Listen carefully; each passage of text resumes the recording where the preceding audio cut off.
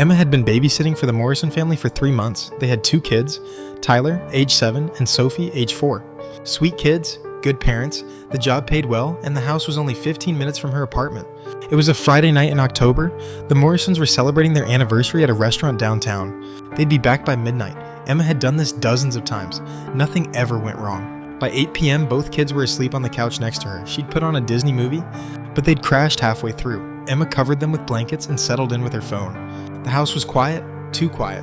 Around 9:30 p.m., she heard it, footsteps, slow, deliberate. Coming from the second floor, Emma froze. Her eyes shot to the kids, both still asleep beside her. The parents were gone. No one else had a key. She listened. The footsteps moved down the hallway, heavy, unhurried. They stopped at the top of the stairs. Emma's heart hammered in her chest. She grabbed her phone and opened the baby monitor app the Morrisons had installed. She switched to the upstairs hallway camera. Empty. But the footsteps were still there. She could hear them.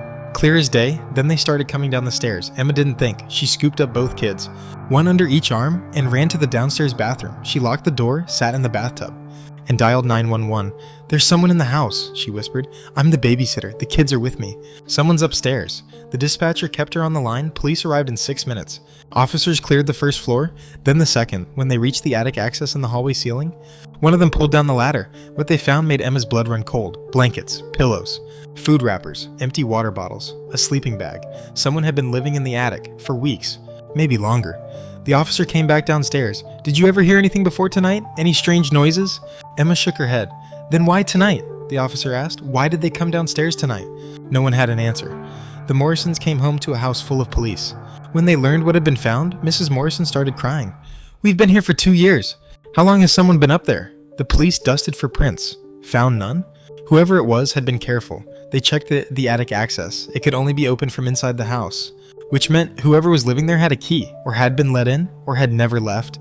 When the previous owners moved out, the family packed up and moved to a hotel that night. They never went back. The house sat empty for 8 months before they sold it at a loss. Emma quit babysitting. She still hears those footsteps sometimes, late at night, when she's alone. If this story terrified you, subscribe to Dread Companion for more true horror. Follow us and share this with someone who needs to know. Turn on notifications. We post every week. And remember, always check the attic.